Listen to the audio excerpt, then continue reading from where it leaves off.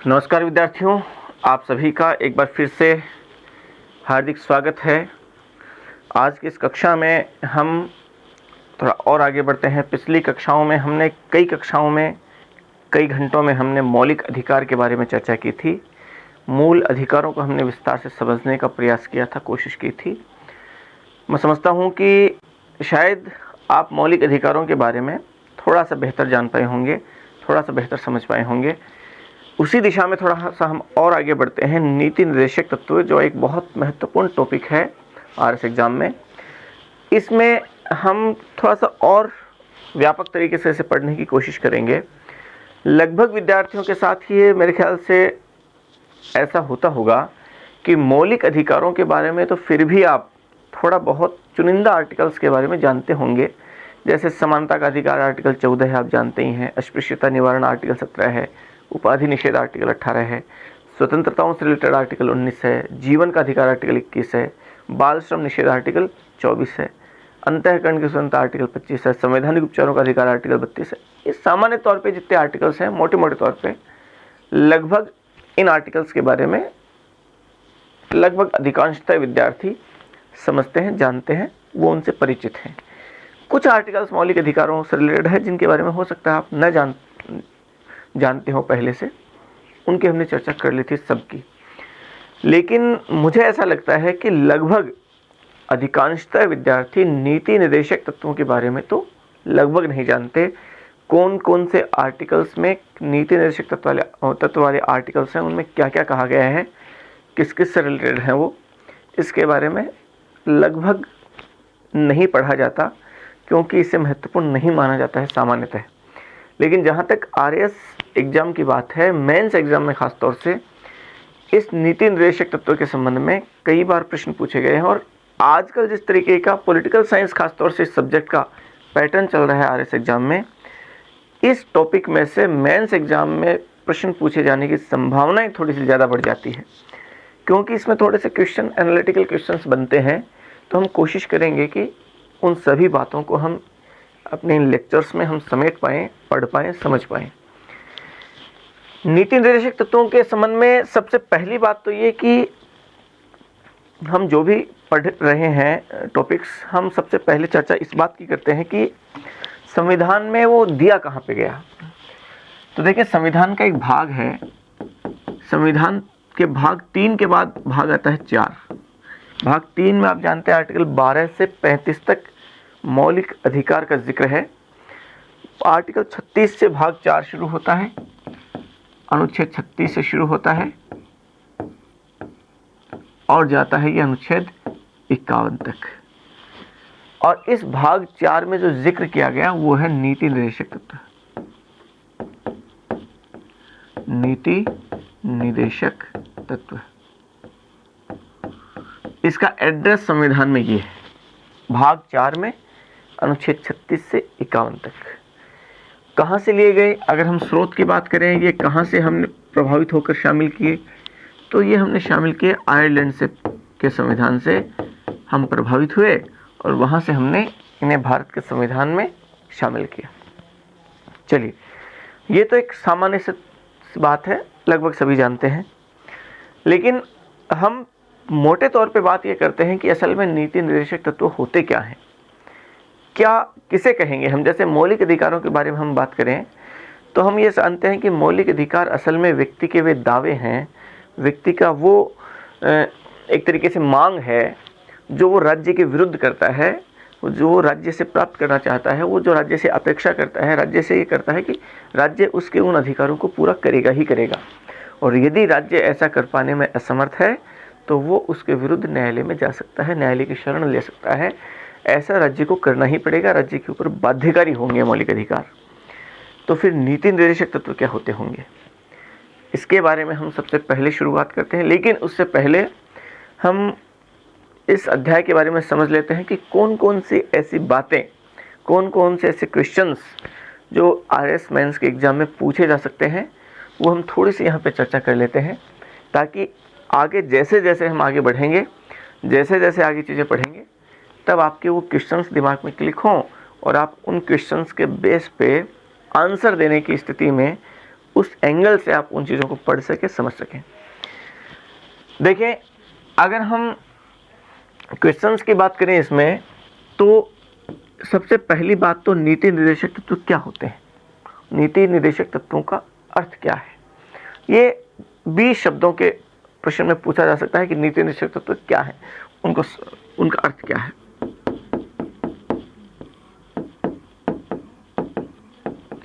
नीति निर्देशक तत्व से तात्पर्य क्या, तात्पर्य है, एक बात तो ये।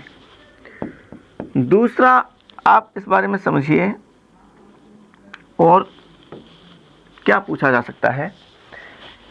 नीति निर्देशक तत्व, मैं नीति निर्देशक तत्वों को DPSP हम मोटे तौर पे कह सकते हैं, directive principles of state policy. नीति निर्देशक तत्व और मूल अधिकारों में अंतर, उन दोनों में अंतर क्या है, ये पूछा जा सकता है।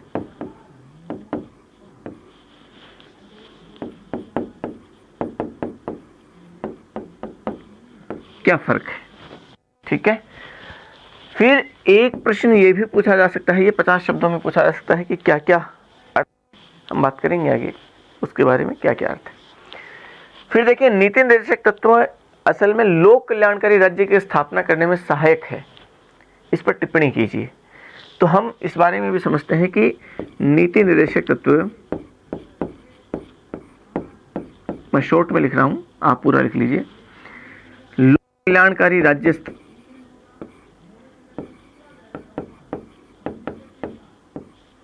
लोक कल्याणकारी राज्य की स्थापना करते हैं, की स्थापना करते हैं।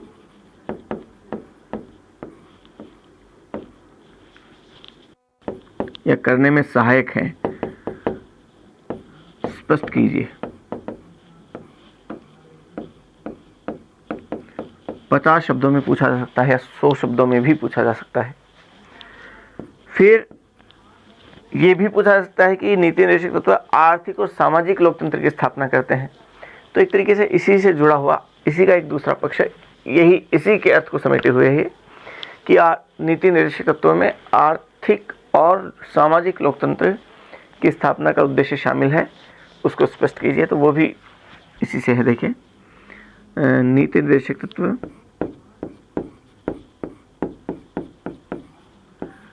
आर्थिक और सामाजिक लोकतंत्र की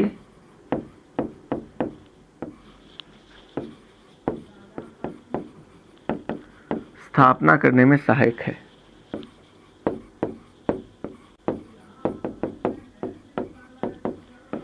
सहायक है, स्पष्ट कीजिए।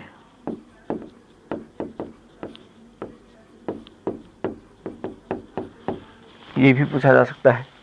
इसके अलावा और क्या पूछा जा सकता है? इसके अलावा नीति निर्देशक तत्वों के संबंध में पूछा जा सकता है कि समान नागरिक संहिता पूछा जा सकता है, आजकल बड़ा प्रचलन में है। तलाक का मुद्दा चला था, इसी से रिलेटेड मुद्दा है। क्या है समान नागरिक संहिता, इसको भी हम आगे समझेंगे जब हम आर्टिकल 44 को पढ़ेंगे उस समय।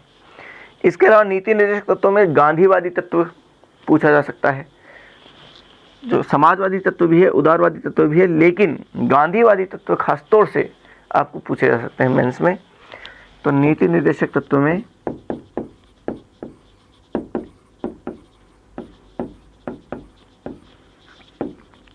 गांधीवादी तत्व, या फिर पूछा जा सकता है कि भाग 4 में महात्मा गांधी का प्रभाव पड़ा, महात्मा गांधी के विचारों का प्रभाव पड़ा, गांधीवाद का प्रभाव पड़ा। तो आप इसे स्पष्ट कीजिए, इसे उदाहरण सहित स्पष्ट कीजिए। तो आपको उन नीति निर्देशक तत्वों के बारे में खास तौर से उसमें चर्चा करनी पड़ेगी जो गांधीवादी विचार उसमें शामिल हैं। गांधीवादी तत्व, गांधी का प्रभाव नीति निर्देशक तत्वों पर, यह भी पूछा जा सकता है, तो उसको भी ध्यान में रखें। इसके अलावा नीति निर्देशक तत्वों की अगर हम और बात करें तो एक बहुत महत्वपूर्ण प्रश्न है, वो दो खासतौर से और प्रश्न आप समझ लीजिए। एक पूछा जा सकता है कि नीति निर्देशक तत्वों की प्रासंगिकता क्या है, उनकी उपयोगिता क्या है, उनका महत्व क्या है।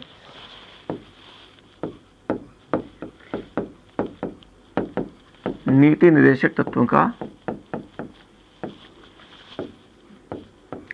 महत्व या उपयोगिता, ये पूछा जा सकता है। फिर एक प्रश्न और पूछा जा सकता है कि नीति निर्देशक तत्व और मूल अधिकारों के बीच,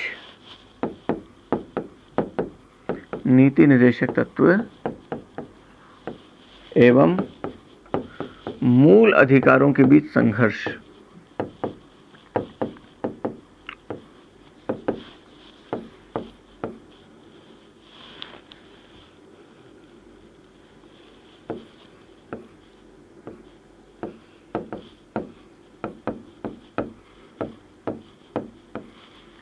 दोनों के बीच में टकराव की स्थितियां क्या क्या रही, वो पूरी सीरीज हम पढ़ेंगे, पूरी कहानी वो पढ़ेंगे। ये कुछ बातें हैं जो पूछी जा सकती है। तो आप पहले तो हेडिंग डालिए नीति निर्देशक तत्व, ये लिखें भाग 4 अनुच्छेद 36 से 51 नीति निर्देशक तत्व, स्रोत आयरलैंड का संविधान। फिर 2 लाइन छोड़ के ये कुछ संभावित क्वेश्चंस हैं जिनके बारे में हम पढ़ेंगे, वो लिख लीजिए।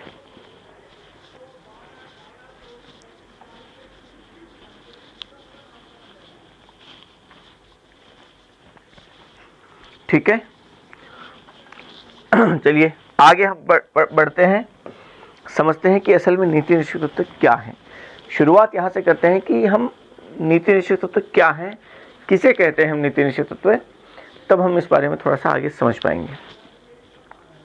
असल में नीति निर्देशक तत्व का मतलब, आप पहले मौलिक अधिकार को समझ लीजिए, उसके नीति निर्देशक तत्व के साथ हम थोड़ा सा मैच करेंगे, तब आप इसको ज़्यादा अच्छे से समझ पाएंगे।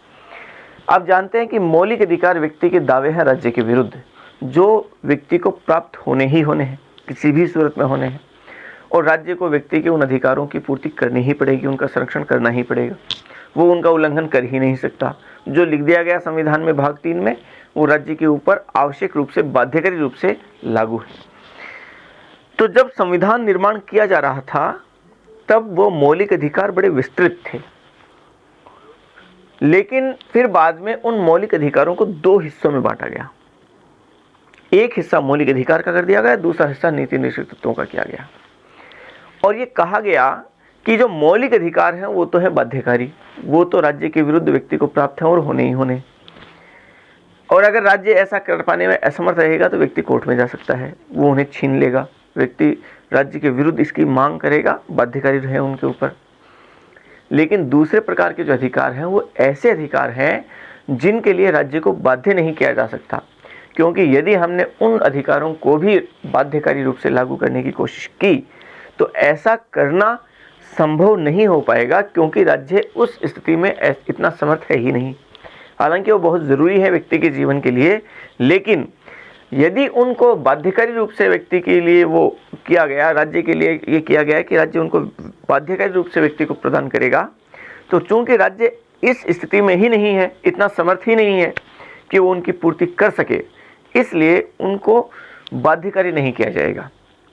तो उन्हें दूसरे हिस्से में रखा गया और उन्हें नाम दिया गया नीति निर्देशक तत्व।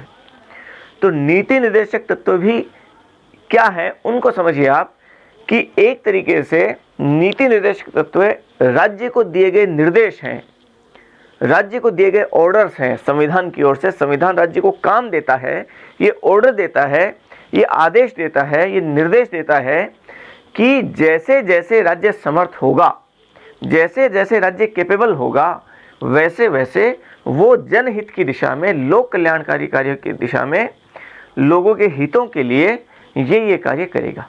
और कौन कौन से कार्य करेगा वो आर्टिकल 36 से 51 के बीच लिख दिए गए कि ये कार्य हैं जो राज्य को करने हैं, लेकिन राज्य उनको करे ऐसा ज़रूरी नहीं है, बाध्यकारी नहीं है। और वो ऐसा क्यों किया गया? क्योंकि मान लीजिए हम उन्हें बाध्यकारी कर दें, जैसे मान लीजिए एक उदाहरण देता हूं मैं आपको, आर्टिकल 45 में मूल संविधान में कहा गया कि राज्य 6 से 14 वर्ष तक के बच्चों के लिए अनिवार्य एवं निःशुल्क शिक्षा की व्यवस्था करेगा। अब एक बार कल्पना कीजिए आपकी 1950 में जब संविधान लागू हुआ, उस समय के भारत की स्थिति, उस समय के भारत की सरकार की स्थिति क्या थी, चाहे वो आर्थिक रूप से देख लें, चाहे शैक्षिक रूप से देख लें, किसी भी दृष्टिकोण से आप देखें, असल में भारत की स्थिति ऐसी नहीं थी, सरकार इतनी पावरफुल नहीं थी, इतनी समर्थ नहीं थी कि वो भारत में रहने वाली इतनी बड़ी तादाद में जो जनसंख्या है, उस जनसंख्या को 6 से 14 वर्ष तक के उन बच्चों को शिक्षा प्रदान कर सके, इतने स्कूलों की स्थापना कर सके, इतना ये सब सुविधाएं उन्हें प्रदान कर सके इतनी दूरस्थ इलाकों में। और यदि इसे बाध्यकारी रूप से लागू किया जाता तो गांव के जो लोग जिनके पास स्कूल ही नहीं है गांव में, सीधे कोर्ट में जाते। तो राज्य करता क्या बेचारा, उसके पास तो संसाधन नहीं थे इतने कि वो इस दिशा में ये स्कूलें स्थापित कर सके। इसलिए नीति निर्देशक तत्व में राज्य की इच्छा पे छोड़ दिया गया कि राज्य जैसे जैसे समर्थ होगा, जैसे जैसे उसके पास पावर आएंगे, शक्तिशाली होगा, चाहे वो आर्थिक दृष्टिकोण से हो, चाहे राजनीतिक दृष्टिकोण से हो, जैसे जैसे वो समर्थ होगा, वैसे वैसे राज्य उन नीति निर्देशक तत्वों की दिशा में, उनको लागू करने की दिशा में वो कार्य करेगा। तो असल में ये राज्य को काम सौंपे तो गए, लेकिन इनको पूरा करने की जिम्मेदारी वो राज्य के इच्छा पे छोड़ दी गई कि राज्य अपनी इच्छा से जब करेगा वो राज्य कर लेगा। जैसे उदाहरण देता हूं आपको, आर्टिकल 40 कहता है कि पंचायतों का गठन करने की व्यवस्था, राज्य पंचायतों का गठन तथा उसके विकास की दिशा में कार्य करेगा। तो आर्टिकल 40 कह दिया गया। अब 1959 में पंचायती राज की स्थापना की गई, हालांकि उसे संविधान में शामिल नहीं किया गया था उस समय, लेकिन उस दिशा में राज्य ने काम किया। जैसे वो समर्थ हुआ उसने इस दिशा में काम किया और लगातार उसमें धीरे धीरे सुधार किया जाता रहा। और जब 1992 में 93 में ऐसी स्थिति आई, तो ऐसी स्थिति में फिर पंचायती राज अधिनियम, पंचायती राज की व्यवस्थाओं को संविधान में शामिल किया गया। 73वें संविधान संशोधन 1992 के द्वारा भाग 9 जुड़ा संविधान में। तो राज्य उस समय समर्थ हुआ, उसने ऐसा कर दिया। लेकिन उस समय तक उसने क्यों नहीं किया, इसका क्वेश्चन मार्क नहीं लगा सकते हम। इस बात को कोर्ट में नहीं ले सकते कि यदि उस नीति निर्देशक तत्व में अगर ऐसा कहा गया है तो वो हमें मिलना ही मिलना चाहिए, आज ही मिले, राज्य हमें उपलब्ध करवाए। हम ऐसे दावे नहीं कर सकते, क्योंकि हमारे वो दावे तो मौलिक अधिकार में शामिल हैं।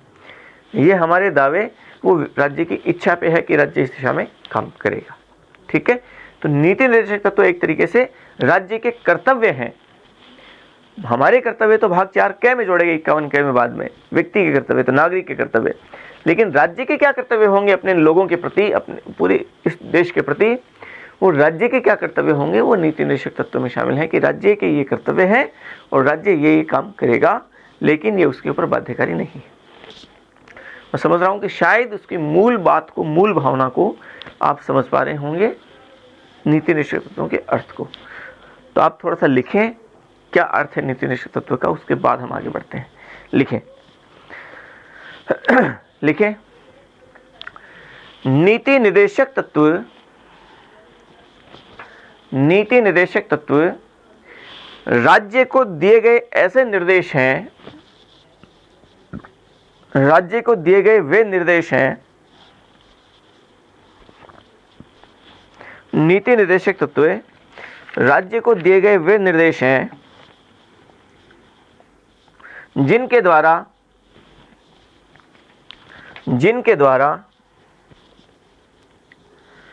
राज्य जनहित की दिशा में कार्य करेगा।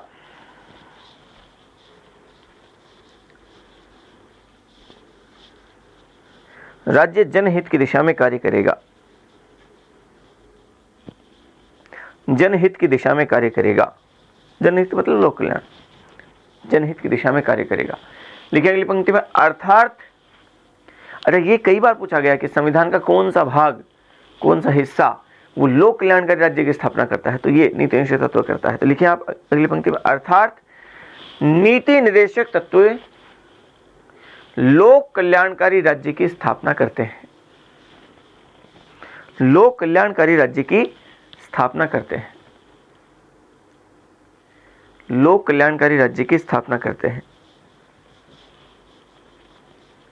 लिखिए आप इसमें कि भारतीय संविधान में लोक कल्याणकारी राज्य की संकल्पना को,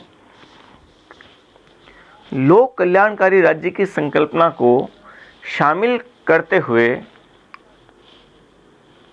शामिल करते हुए भाग 4 जोड़कर या भाग 4 में नीति निर्देशक तत्वों को शामिल किया गया। भाग 4 में नीति निर्देशक तत्वों को शामिल किया गया। तो मतलब ये कि लोक कल्याणकारी राज्य की संकल्पना है, ये नीति निर्देशक तत्व है, वो लोक कल्याणकारी राज्य की स्थापना करते हैं। इसका मतलब ये है। लिखें आप आगे, इसका अर्थ क्या है हम लिखते हैं आगे, एक पंक्ति छोड़ के लिखें। लेकिन नीति निर्देशक तत्व राज्य को दिए गए वे निर्देश हैं,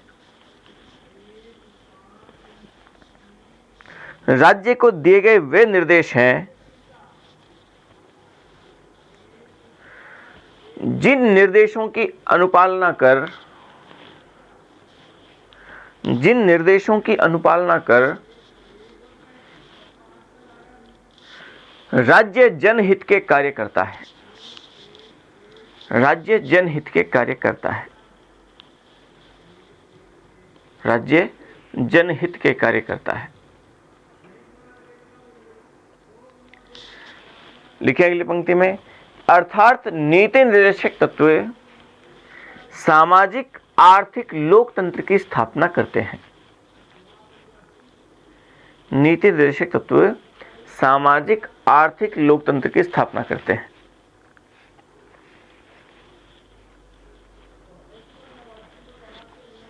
लोकतंत्र की स्थापना करते हैं।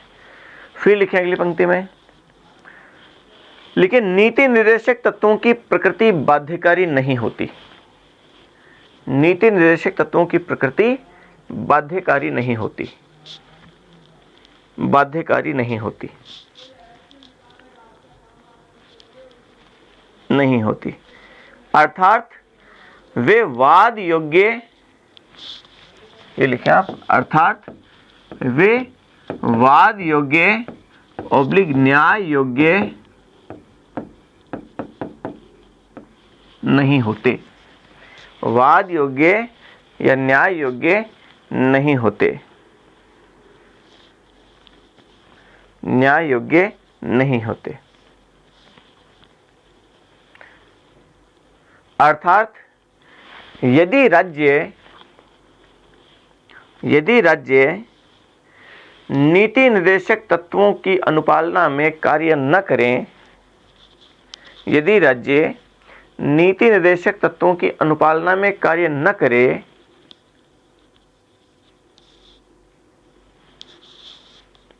करे तो उसके विरुद्ध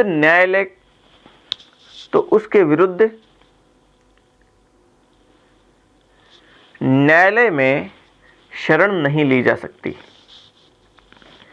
उसके विरुद्ध न्यायालय में शरण नहीं ली जा सकती। नहीं ली जा सकती। अर्थात नीति निर्देशक तत्व राज्य के ऐसे कर्तव्य हैं, नीति निर्देशक तत्व राज्य के ऐसे कर्तव्य हैं जिन्हें करने के लिए वह बाध्य नहीं है। जिन्हें करने के लिए वह बाध्य नहीं है। जिन्हें करने के लिए वह बाध्य नहीं है, लेकिन यह अपेक्षा की गई है, लेकिन यह अपेक्षा की गई है कि जैसे जैसे राज्य समर्थ होगा, जैसे जैसे राज्य समर्थ होगा, वैसे वैसे वह इस दिशा में कार्य करेगा। वैसे वैसे वह इस दिशा में कार्य करेगा। अच्छा, इसे बाध्यकारी क्यों नहीं रखा गया, इसके बारे में भी 2-3 लाइन लिख लेंगे हम आगे। जैसे जैसे राज्य समर्थ होगा वैसे वैसे वह इस दिशा में कार्य करेगा। कार्य करेगा। ठीक है, लिखें अगली पंक्ति में, एक पंक्ति छोड़ के लिखें। नीति निर्देशक तत्वों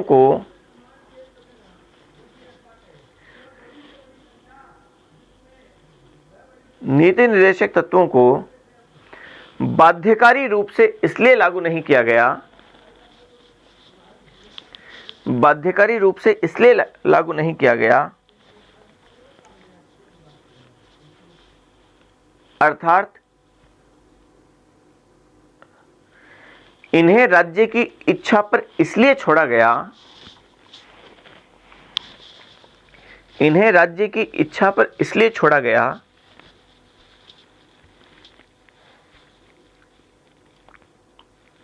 क्योंकि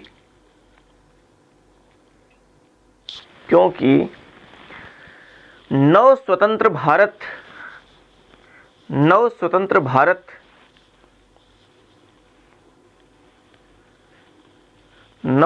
भारत सरकार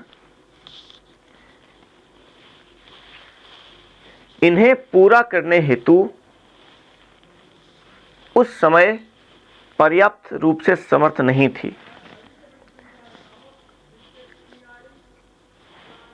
पर्याप्त रूप से समर्थ नहीं थी।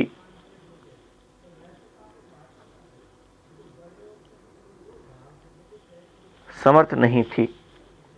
अतः यह अपेक्षा की गई कि जैसे जैसे राज्य समर्थ होगा, कि जैसे जैसे राज्य समर्थ होगा,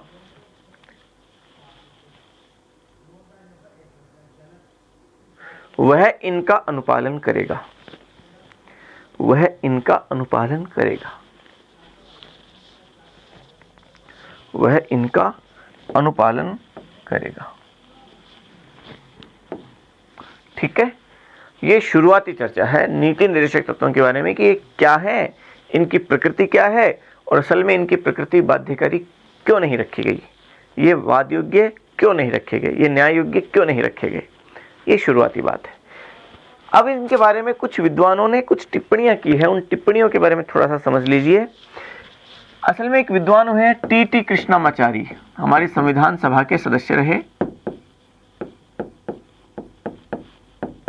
प्रारूप समिति के भी सदस्य बने ये। बाद में जब डीपी खेतान उनकी डेथ होती है तो टी कृष्णामाचारी प्रारूप समिति के सदस्य बनते हैं।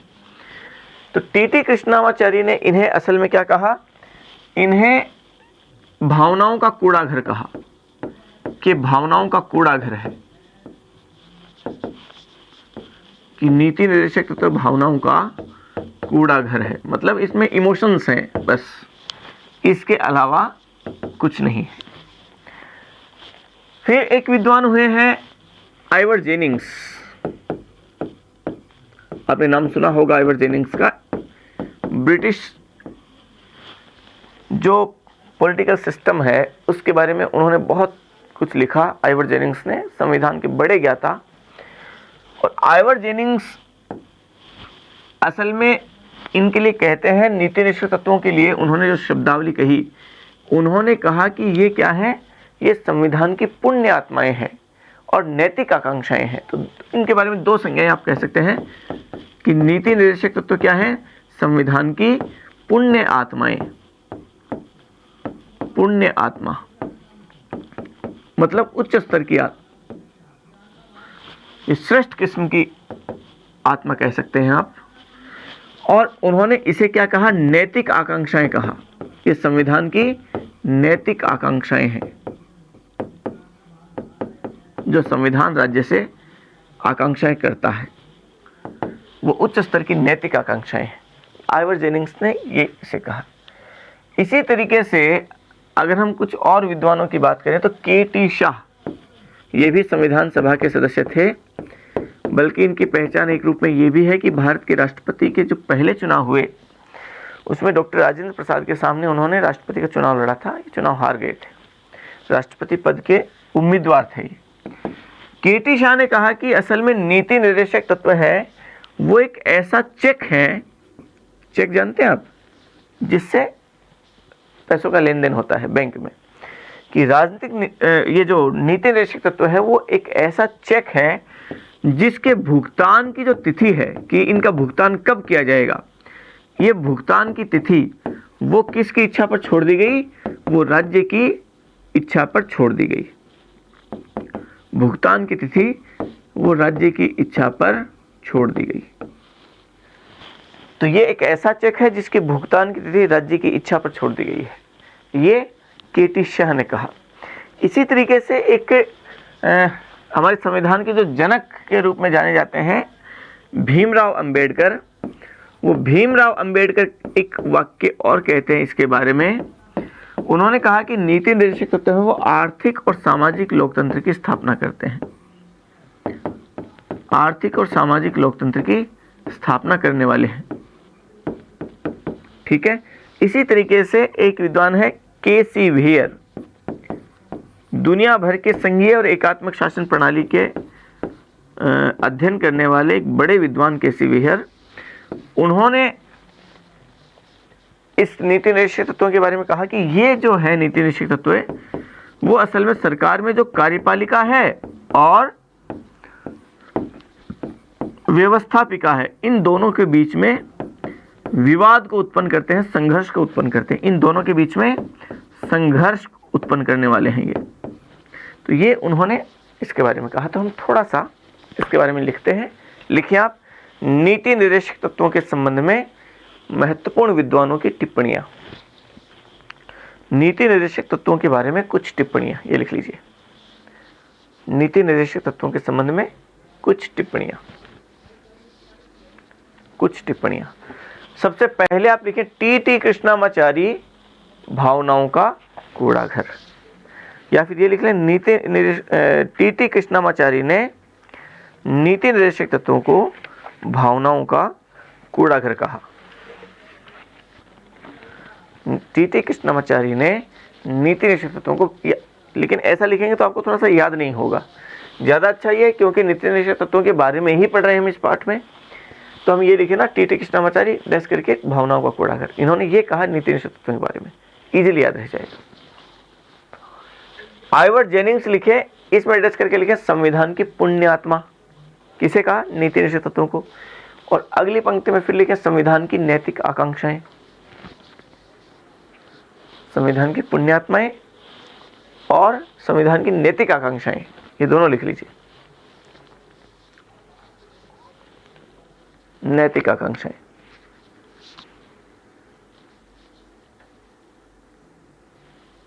फिर लिखें के.टी. शाह, इसमें इन्वर्टेड कोमा करके लिखे, मैं लिखा देता हूं।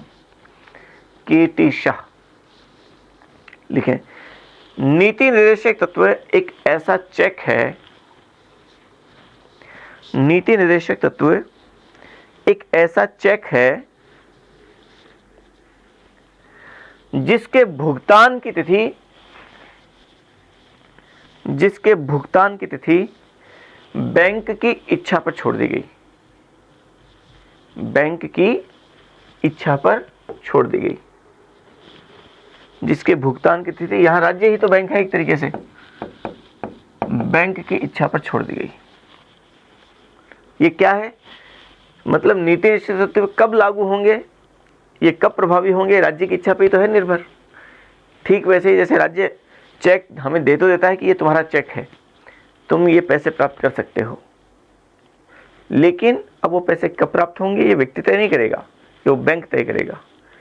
तो बैंक की जब इच्छा होगी तब वो देगा। ठीक वैसे ही जनहित की दिशा में हमें वो नीति निर्देशक तत्व दिए तो गए, लेकिन हमें हमारे वो जनहित दिशा में काम कब होगा ये कौन तय करेगा? वो राज्य तय करेगा। लिखें भीमराव अंबेडकर। भीमराव अंबेडकर में लिखें नीति निर्देशक तत्व सामाजिक और आर्थिक लोकतंत्र की स्थापना करते हैं। नीति निर्देशक तत्व सामाजिक और आर्थिक लोकतंत्र की स्थापना करते हैं। सामाजिक और आर्थिक लोकतंत्र की स्थापना करते हैं। ठीक है। और के.सी. व्हीयर में लिखें, के.सी. व्हीयर, अच्छा मैंने यहाँ पे व्यवस्थापिका लिख दिया, व्यवस्थापिका नहीं होगा, न्यायपालिका के बीच में। आगे हम इसके बारे में पूरी चर्चा भी करेंगे। दोनों के बीच में संघर्ष की स्थिति, जो एक लास्ट का क्वेश्चन हमने लिखा था ना, मूल अधिकार और नीति निर्देशक तत्वों के बीच में संघर्ष की स्थिति, वो असल में कार्यपालिका और न्यायपालिका के बीच में संघर्ष की स्थिति है। पूरा एक चरण है उसमें, वो पढ़ेंगे हम आगे। के.सी. व्हीयर में लिखे नीति निर्देशक तत्व कार्यपालिका और न्यायपालिका के बीच संघर्ष को बढ़ावा देते हैं। नीति निर्देशक तत्व कार्यपालिका और न्यायपालिका के बीच संघर्ष को बढ़ावा देते हैं। कार्यपालिका और न्यायपालिका के बीच संघर्ष को बढ़ावा देते हैं।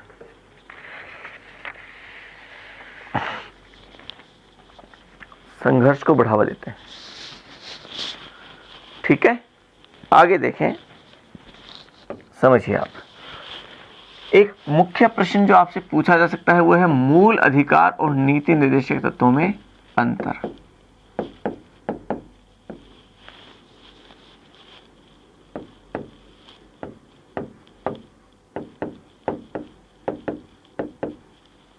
उनमें अंतर क्या है, समझिए आप। असल में मौलिक अधिकारों में और नीति निर्देशक तत्वों में अंतर मेंस एग्जाम में पूछा जा सकता है, एक बहुत महत्वपूर्ण प्रश्न, और कम से कम 50 शब्दों में या 100 शब्दों में भी पूछा जा सकता है। 50 शब्दों की संभावना थोड़ी ज़्यादा बनती है। तो देखिए, इसमें मोटे मोटे तौर पे अंतर है वो ये है कि मूल अधिकार हैं वो तो क्या होते हैं, वाद योग्य होते हैं। वाद योग्य या न्याय योग्य, मतलब इनका अगर लागू ना हो तो इनके विरुद्ध कोर्ट में जाकर इन्हें प्राप्त किया जा सकता है, शरण ली जा सकती है कोर्ट की। हम सीधे कोर्ट में दावा कर सकते हैं इसका, ये न्याय योग्य है। लेकिन नीति निर्देशक तो न्याय योग्य नहीं है। अब आप ऐसे मत कह देना कि न्याय का उल्टा न्याय है तो ये अन्याय योग्य है। ऐसे मत कह देना कि मूल अधिकार न्याय योग्य है, नीति निर्देशक तो अन्याय योग्य है। ऐसा नहीं है, ये न्याय योग्य है, वो न्याय योग्य नहीं है। मतलब इनके विरुद्ध कोर्ट में जा सकते हैं हम, इनके विरुद्ध कोर्ट में नहीं जा सकते हम। एक तो ये है। दूसरा एक अंतर ये है कि मौलिक अधिकारों की जो प्रकृति होती है वो इनकी प्रकृति कैसी है, वो नकारात्मक है। मौलिक अधिकारों की प्रकृति नकारात्मक है और नीति निर्देशक तत्वों की प्रकृति वो सकारात्मक है। कैसे है नकारात्मक और सकारात्मक? नकारात्मक इस मायने में है कि असल में मौलिक अधिकार राज्य को काम करने से रोकते हैं कि राज्य ये काम नहीं करेगा, राज्य ऐसा नहीं करेगा, राज्य लोगों के बीच में विभेद नहीं करेगा, राज्य ऐसा नहीं करेगा। तो ये राज्य को रोका ना उसने काम करने के लिए कि व्यक्ति के कोई भी कार्य करने के बीच में वो ये काम ऐसा नहीं करेगा। राज्य को उसने रोका, राज्य को अलग प्रकार से कार्य करने से रोका कि व्यक्ति के अधिकारों को चूंकि वो प्रतिबंधित होते हैं उससे, तो राज्य ऐसा काम नहीं करेगा। कई आर्टिकल्स आप देख सकते हैं, जैसे आर्टिकल 15 में कहा गया राज्य इस आधार पर विभेद नहीं करेगा। आर्टिकल 16 में कहा गया कि लोक नियोजन की दिशा में वो विभेद नहीं करेगा, ठीक है ना। फिर बाद में आर्टिकल 17 में कहा कि अस्पृश्यता नहीं करेगा, अस्पृश्यता का निषेध किया गया। 18 में कहा गया वो उपाधियां नहीं बांटेगा, उपाधि निषेध किया गया। समझ रहे हैं आप? तो कई प्रकार से एक तरीके से उनकी प्रकृति है वो क्या होती है, नकारात्मक होती है, राज्य को काम करने से रोकते हैं। जबकि नीति निर्देशक तत्वों की प्रकृति सकारात्मक है, मतलब वो राज्य को ज़्यादा से ज़्यादा काम देते हैं कि राज्य लोक कल्याण के लिए ये काम करेगा, राज्य लोक कल्याण की दिशा में ये काम करेगा। कौन कौन से करेगा वो तो हम आगे पढ़ेंगे, आर्टिकल 38 से शुरू हो जाते हैं वो हम आगे पढ़ लेंगे। लेकिन कौन कौन से काम करेगा, वो राज्य को काम दिए गए बहुत ज़्यादा कि राज्य ये काम करेगा, राज्य ये काम करेगा, राज्य ये काम, उसे रोका नहीं गया बल्कि काम दिए गए, तो उनकी प्रकृति सकारात्मक है। फिर अगर हम और आगे समझे नीति निर्देशक तत्वों के बारे में और मौलिक अधिकार के संबंध में, तो मूल अधिकार जो होते हैं वो असल में उनमें व्यक्तिवादी और उदारवादी तत्व शामिल हैं। व्यक्तिवादी और उदारवादी तत्व उसमें शामिल है मौलिक अधिकारों में। जबकि नीति निर्देशक तत्वों की अगर हम बात करें तो उनमें असल में समाजवादी और लोक कल्याणकारी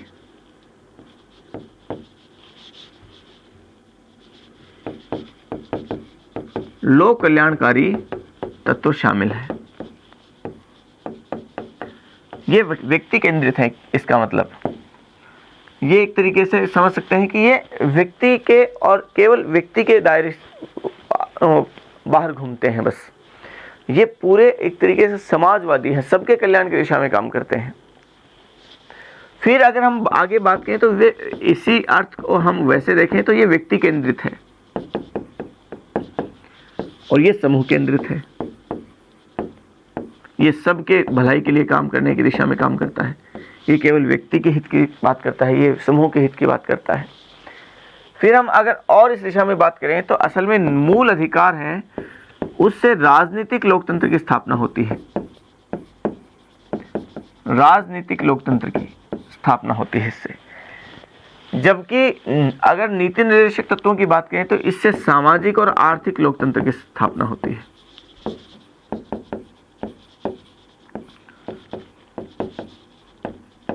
ये सामाजिक और आर्थिक लोकतंत्र का भाव इसमें निहित है कि व्यक्ति सामाजिक स्तर पर बराबर होंगे, सबको उस दिशा में काम किए जाएंगे। आर्थिक दृष्टिकोण से उसे एक तरीके से मजबूत करने की कोशिश की जाएगी। ये इसके दायरे में, इसके अंतर्गत ये सब बातें की गई। ठीक है, इसी तरीके से अगर हम बात करें कि तो मौलिक अधिकार तो क्या है, ये तो है व्यक्ति के दावे, ये तो राज्य के विरुद्ध व्यक्ति के दावे हैं, ये राज्य के विरुद्ध है, जबकि ये राज्य के कर्तव्य हैं। नीति निर्देशक तो हैं, वो राज्य के कर्तव्य हैं कि वो ऐसा करेगा इस दिशा में। तो ये कुछ हम बता सकते हैं, ये मोटे मोटे तौर पे अंतर है। आप लिखें, हेडिंग डालिए, मूल अधिकार तथा नीति निर्देशक तत्व में अंतर। मूल अधिकार तथा नीति निर्देशक तत्व में अंतर लिखें। पहला लिखें, मूल अधिकार वाद योग्य होते हैं, वाद योग्य या न्याय योग्य होते हैं। मूल अधिकार वाद योग्य या न्याय योग्य होते हैं, जबकि नीति निर्देशक तत्व न्याय योग्य नहीं होते। जबकि नीति निर्देशक तत्व वाद योग्य नहीं होते। फिर लिखें दूसरा, मूल अधिकारों की प्रकृति नकारात्मक होती है।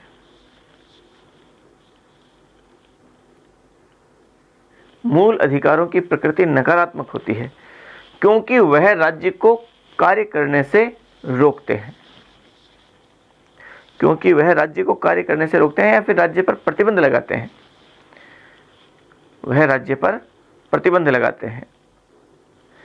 जबकि नीति निर्देशक तत्वों की प्रकृति सकारात्मक होती है। जबकि नीति निर्देशक तत्वों की प्रकृति सकारात्मक होती है क्योंकि वे राज्य को अधिकाधिक कार्य करने के लिए निर्देश देते हैं। क्योंकि वे राज्य को अधिकाधिक कार्य करने के लिए निर्देश देते हैं।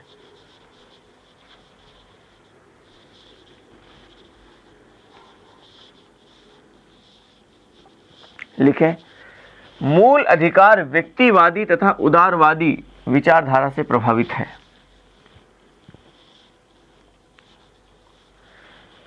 मूल अधिकार व्यक्तिवादी तथा उदारवादी विचारधारा से प्रभावित है,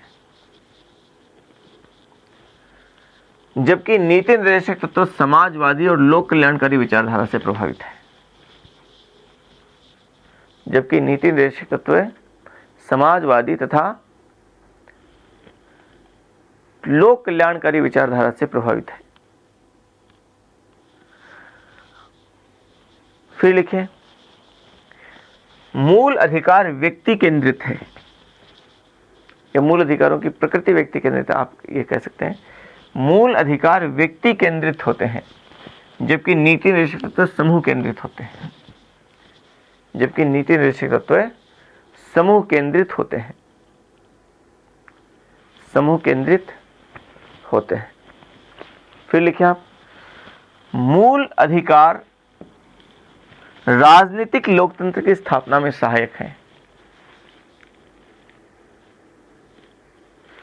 मूल अधिकार राजनीतिक लोकतंत्र की स्थापना में सहायक है, जबकि नीति निर्देशक तत्व सामाजिक और आर्थिक लोकतंत्र की स्थापना करते हैं।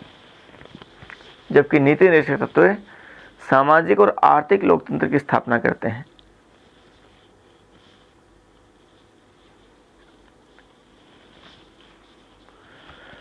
फिर लिखें,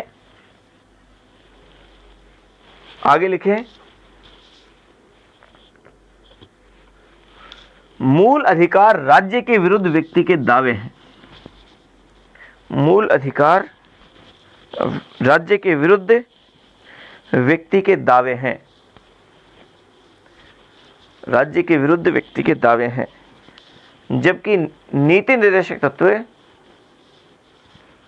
जबकि नीति निर्देशक तत्व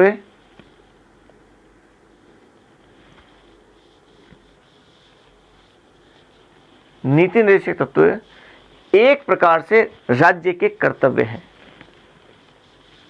एक प्रकार से राज्य के कर्तव्य हैं। जबकि नीति निर्देशक तत्व एक प्रकार से राज्य के कर्तव्य हैं।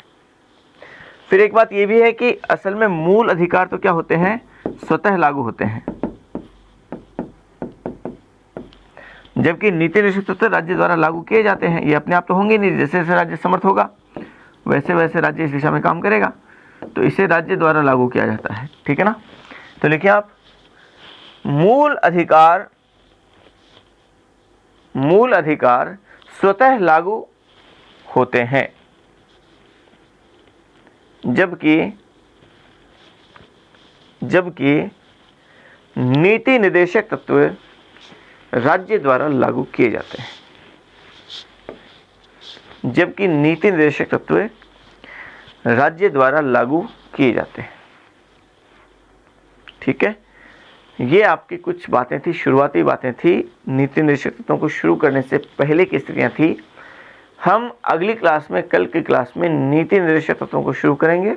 कुछ आर्टिकल्स पढ़ेंगे, लगभग सारे आर्टिकल्स हम पढ़ लेंगे और कोशिश मैं ये करूँगा कि आपको वो सारे के सारे आर्टिकल्स 36 से लेकर 51 तक बहुत आसानी से, बहुत लंबे समय तक आपको याद रहें।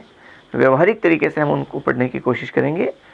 आप भी थोड़ा सा अपने माइंड सेट को थोड़ा सा ऐसे ज़रूर बनाएं कि आपको किसी भी सूरत में वो आर्टिकल्स याद करने ही करने हैं। ठीक वैसे ही जैसे मौलिक अधिकारों के आर्टिकल्स आपको याद करने हैं, हमें वो भी आर्टिकल्स याद करने हैं। आर्टिकल्स याद करने का सीधा उद्देश्य ये है कि मान लीजिए ये पूछा जाए कि नीति निर्देशक तत्वों की अनुपालना में राज्य ने कौन कौन से कार्य किए हैं, या राज्य द्वारा ये जितने भी योजनाएं हैं वो नीति निर्देशक तत्वों से प्रभावित हैं। अगर ये बात पूछे तो आप उनका उदाहरण दे सकें कि देखिए इस आर्टिकल में ये बात कही गई, इस बात को लागू करने के लिए राज्य ने ये योजना चला रखी है। उसकी उपयोगिता में, उसके महत्व में हम आगे बात भी करेंगे उसके अंत में। तो आप उन आर्टिकल्स को जब याद करेंगे तो वो क्रमबद्ध तरीके से आपको सारी की सारी बातें भी आप उनको सिद्ध भी कर सकते हैं, प्रमाणित कर सकते हैं। तो वो आर्टिकल्स आपको याद होने चाहिए। कोशिश की जाएगी कल की क्लास में कि वो आर्टिकल्स सारे के सारे आपको याद हो सकें। तो हम कल की क्लास में फिर मिलते हैं। तब तक के लिए बिल्कुल आप तैयारी करते रहें, लगातार अपनी तैयारी को बनाए रखें। अगली क्लास में फिर मिलेंगे। धन्यवाद।